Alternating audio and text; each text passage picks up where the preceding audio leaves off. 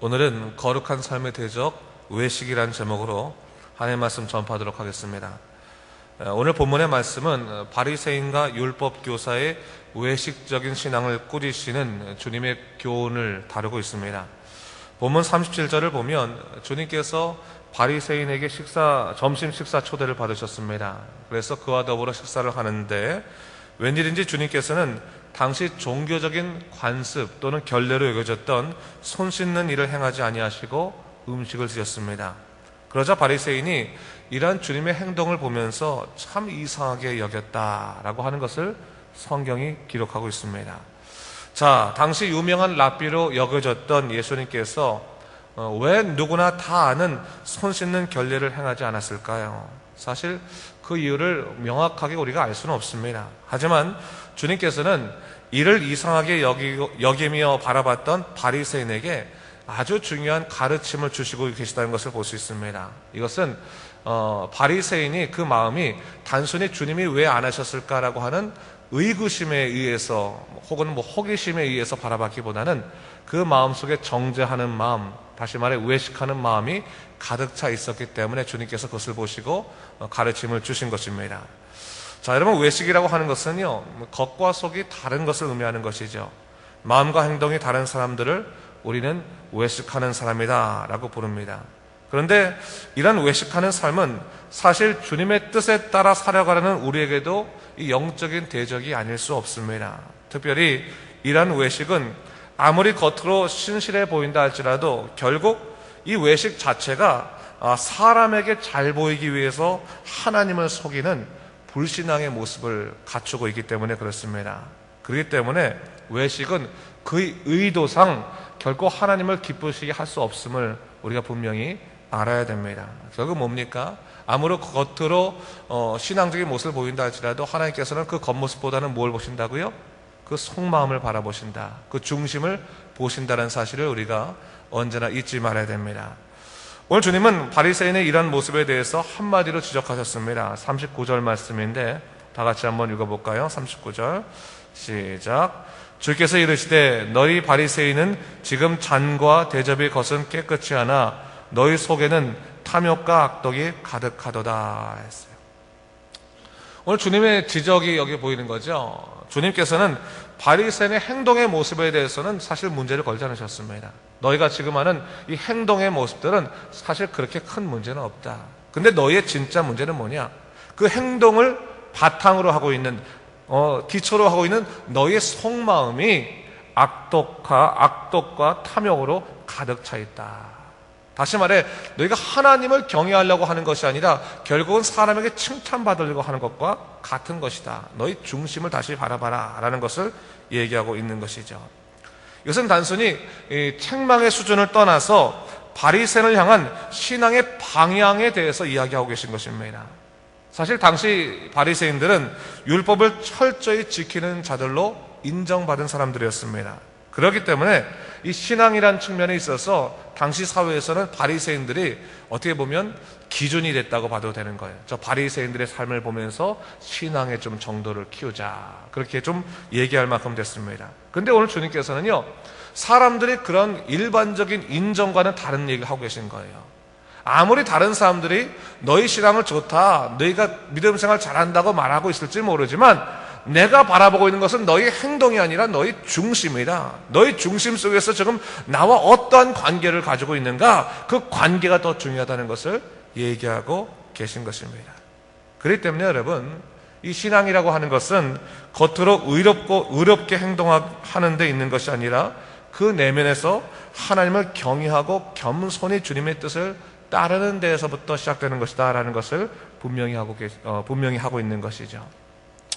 우리가 기억할 것이 있습니다. 여러분, 우리가 믿음 생활할 때요, 항상 생각하게 되는 것이 행동을 통해서 하나님을 기쁘시게 할 때가 많다고 생각할 때가 있어요. 그래서 둘러보면서 어떻게 하면 하나님을 기쁘시게 하는 행동을 할 수 있을까라고 합니다. 물론 우리가 바르게 행동하고 정직하게 행동하고 또 사랑이 충만한 행동을 하는 것은 참으로 중요한 몫입니다. 그러나 하나님께서는 그런 행동만을 갖고 우리를 칭찬하시는 것이 아니에요. 여러분, 사람이 아무리 행동을 잘해봤자 하나님은 얼마나 기쁘시게 할 수 있겠습니까? 하나님께서 원하시는 거 뭡니까? 그 초기에 의도를 중요시 된다는 거예요. 다시 말해 네가 그렇게 행동하게 된 그 속마음의 이유가 무엇인가를 더 기뻐하신다는 것이죠. 이러면 어린아이들이요, 아빠를 생각해서 엄마를 생각해서 음식을 하나 만들어 온다고 생각해 보세요. 자기가 나름대로 음식을 만들었는데, 케이크를 만들었는데 케이크 어른들 보기에는 불완전하고 아주 모양이 안 좋을 때 많지 않습니까? 또 먹어도 맛이 없을 때가 있습니다. 그러나 맛있다고 먹을 수 있는 이유는 뭐겠습니까?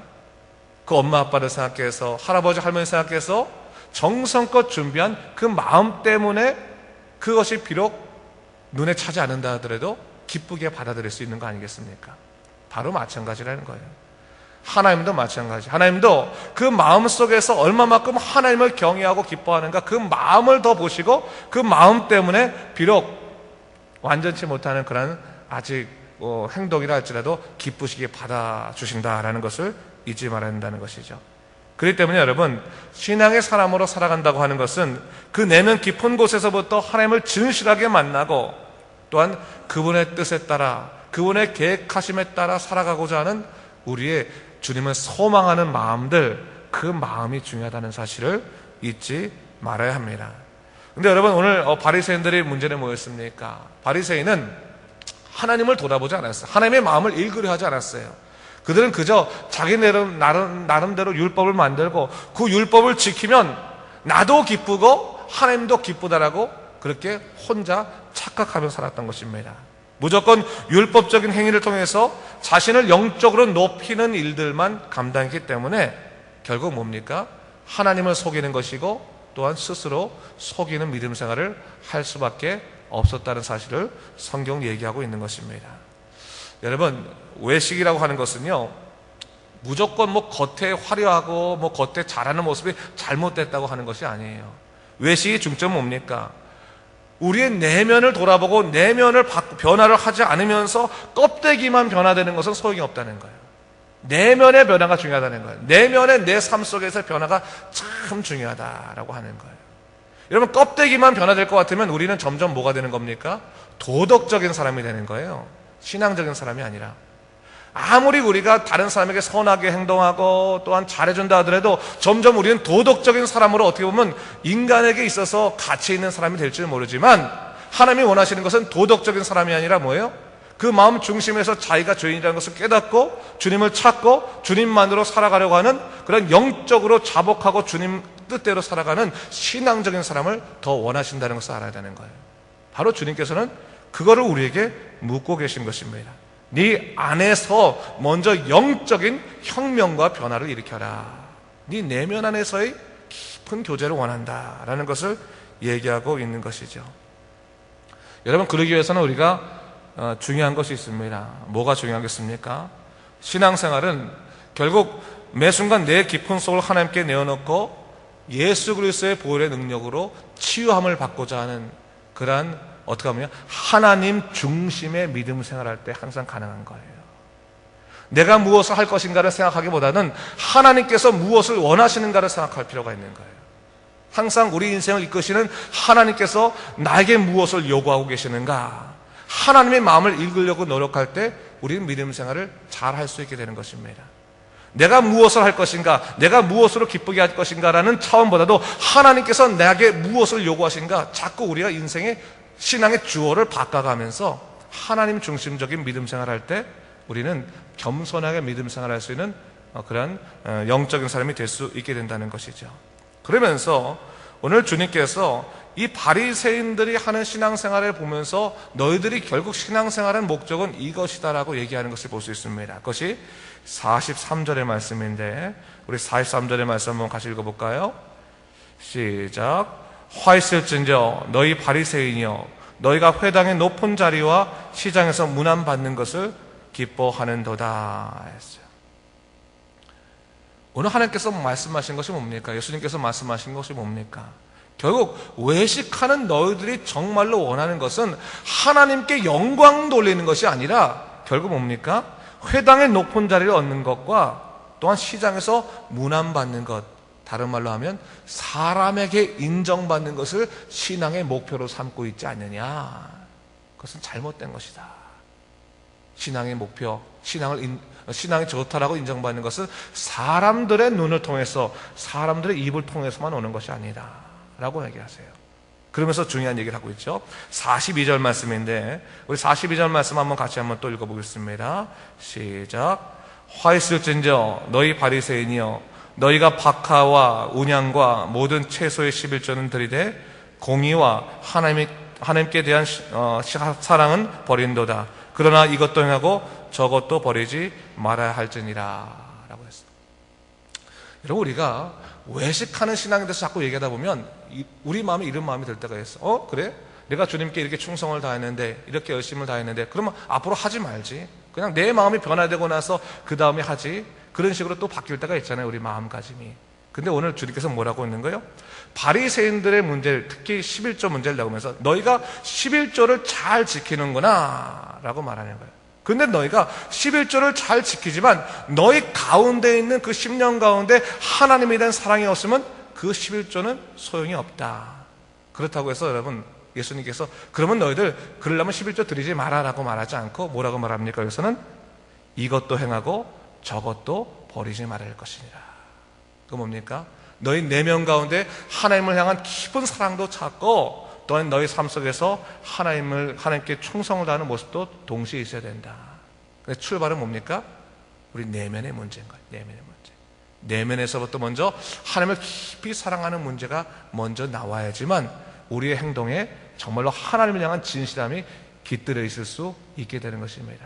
그것을 얘기하고 있는 것이죠. 자, 그러면서 오늘 주님께서 그 얘기를 하실 때 45절에 보니까요, 이런 주님의 책망에 대해서 한 율법 교사가 주님의 말씀에 대해 불쾌감을 드러내고 있는 것을 볼 수 있습니다. 뭐라고 얘기합니까? 선생님이 우리를 모욕했다라고 항의하고 있는 것을 볼 수 있죠.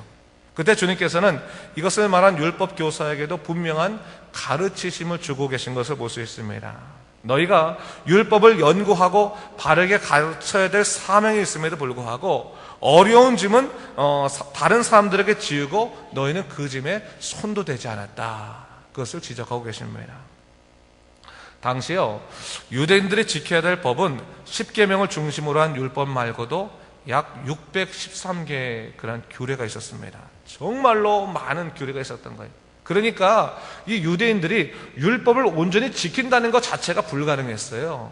일단은 613개의 규례를 다 파악할 수도 없었고, 또한 뭘 하면 계속 지적을 당하는 거예요. 그러니까 마음이 아프지 않겠습니까? 믿음 생활하는 것이 자유와 기쁨이 있는 것이 아니라 뭐예요? 죄의식과 고통에 시달리는 그런 믿음 생활을 할 수밖에 없게 됐다는 거예요. 근데 율법학자들은 뭐였다는 거예요?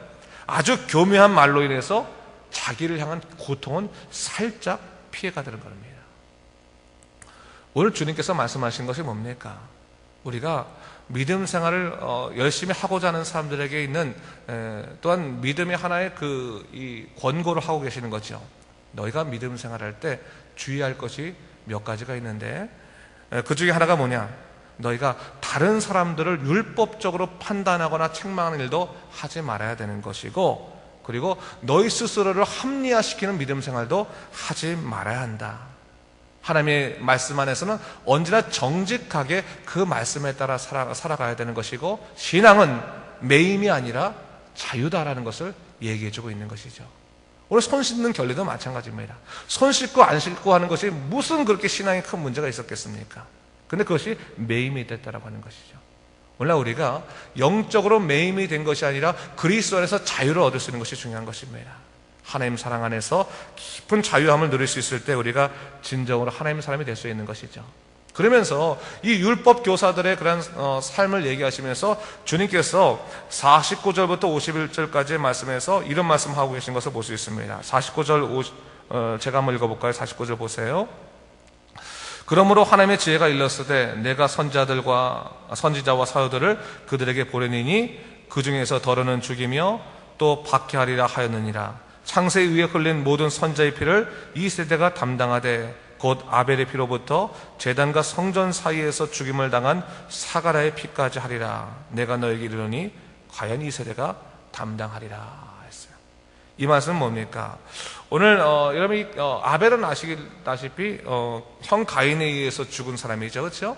그 첫 번째 순교자인 것처럼 주님께서는 지금 이렇게 얘기하고 계시고, 또 하나 사게라는 요아스 시대 때 활동한 제사장 여호야다의 아들로 요아스 왕의 명령에 따라서 여호와의 전 뜰 안에 죽은 무죄하게 죽은 그런 순교한 선지자였습니다. 그 선지자의 예를 들어가면서 얘기하는 거죠.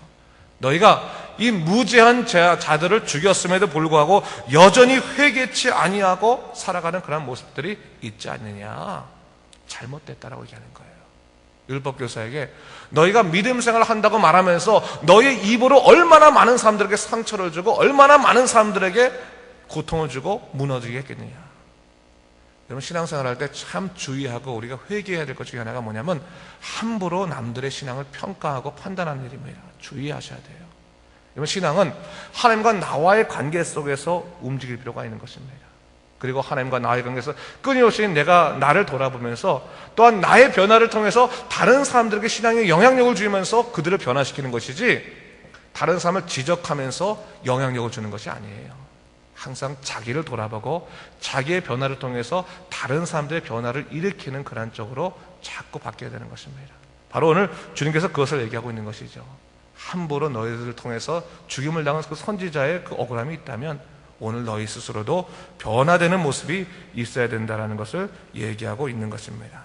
자, 여러분, 오늘 영적인 내면 가운데서 개혁을 다시 한번 생각해 보시고 다시 한번 우리의 믿음 생활을 돌아보고 정말로 하나님께서 나를 변화시킴을 통해서, 내가 성령의 변화를 통해서, 나의 변화를 통해서 주위에 다른 사람들이 영적인 변화가 일어나고 또 예수님을 믿게 되고 영접하게 되고 놀라운 역사가 일어나는, 여러분, 은혜의 보금자리가 될 수 있기를 바랍니다. 여러분 스스로가 정말 하나님의 놀라신 약속들을 누리게 되는 그 복음의 자리, 여러분들 통해서 귀한 오늘도 역사가 일어나는 하나님의 거룩한 일꾼과 도구가 되시길 주님의 이름으로 축원합니다.